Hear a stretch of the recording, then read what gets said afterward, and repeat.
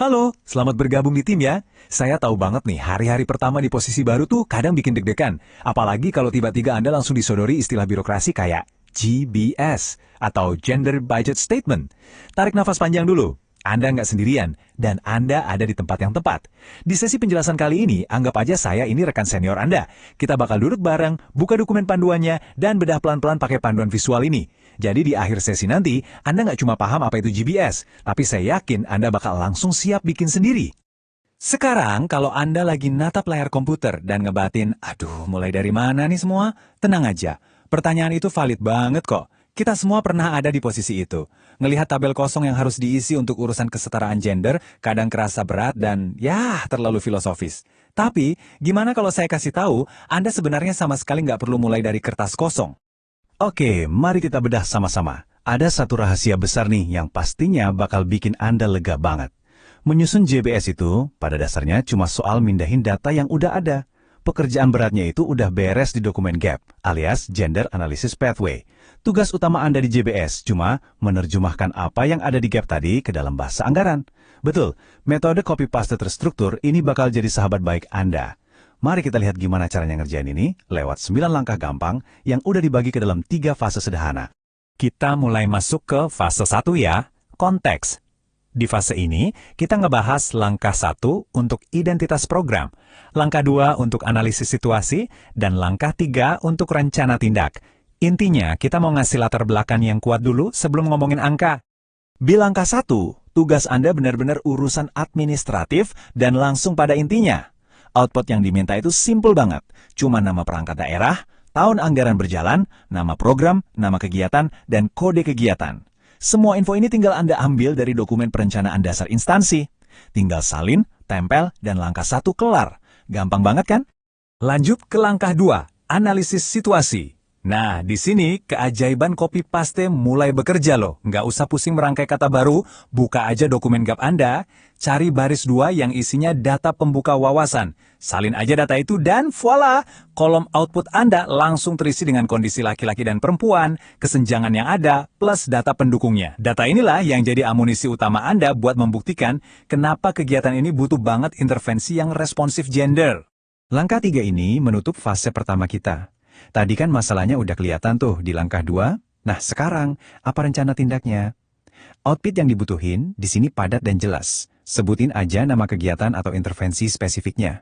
Yang pasti, namanya harus nyambung dan logis buat ngejawab masalah kesenjangan yang baru aja Anda temuin di GAP tadi. Sip! Sekarang kita transisi ke fase 2, aksi. Di sini ada langkah 4 untuk merumuskan tujuan, langkah 5 untuk nentuin aktivitas, dan langkah 6 untuk identifikasi sumber daya.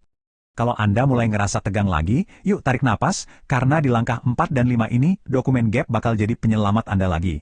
Buat langkah 4, yaitu nentuin tujuan, Anda cukup salin tujuan responsif gender dari baris 4 di GAP Anda.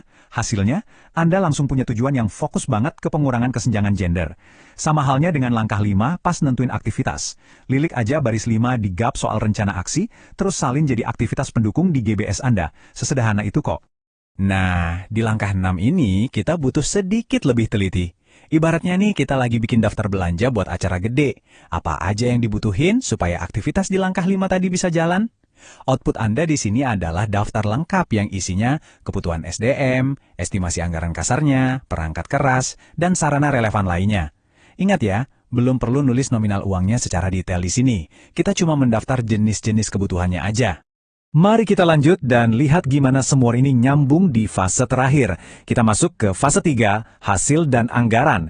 Disinilah administratif ketemu realitas dan tentunya uang. Kita akan bahas langkah 7 untuk output kegiatan, langkah 8 untuk alokasi, dan langkah 9 untuk melihat outcome dan dampaknya. Biar lebih kebayang, kita pakai contoh kasus nyata ya di langkah 7 ini. Misalnya programnya itu program pelatihan. Nah, indikator outputnya tuh harus sesuatu yang bisa dihitung dengan jelas. Kalau intervensinya pelatihan, outputnya ya jumlah peserta yang ikut pelatihan. Kalau pendampingan kelompok, indikatornya jumlah kelompok yang didampingi. Dan kalau kegiatannya penyusunan dokumen, outputnya adalah jumlah dokumen yang disusun. Intinya, Anda harus mengubah konsep yang tadinya abstrak jadi barang nyata yang bisa dihitung. Jadi, bisa disimpulkan, satu-satunya output yang harus Anda hasilin di langkah 7 ini adalah indikator output yang spesifik dan terukur. Persis kayak contoh kasus pelatihan barusan. Hindari banget pakai kata-kata yang awang-awang kayak meningkatnya kesadaran, pakai indikator pasti yang nanti di akhir tahun bisa dihitung langsung oleh auditor. Terus kita sampai di langkah 8 nih, menentukan alokasi sumber daya. Kalau di langkah 6 tadi kita cuma bikin daftar belanja kasarnya, disinilah kita masukin angka pasti dan tugas spesifiknya. Output Anda wajib memuat 3 hal, rincian anggaran dalam wujud rupiah, siapa aja SDM yang ditugaskan beserta jam kerjanya, dan spesifikasi peralatannya. Ini adalah bentuk eksekusi nyata dari rencana Anda. Jadi, poin krusialnya begini, sebagai senior Anda, saya mau banget Anda ingat ini. Langkah 8 itu bukan sekedar ngisi angka di Excel loh. Ini benar-benar detak jantungnya dokumen GBS ini. Kenapa? Karena niat baik aja nggak akan cukup buat ngurangin kesenjangan. Komitmen nyata itu baru kelihatan dari seberapa besar rupiah yang berani Anda pasang buat nyelesain masalahnya. Anggaran itu nunjukin prioritas sejati dari program Anda. Dan sampailah kita di langkah 9, langkah terakhir, menetapkan outcome dan dampak. Sama kayak tadi, nggak usah repot nebak-nebak visi jangka panjang ini. Tinggal buka lagi dokumen gap Anda, cek baris 7, dan salin hasil pengukurannya. Outputnya dibagi 2 ya.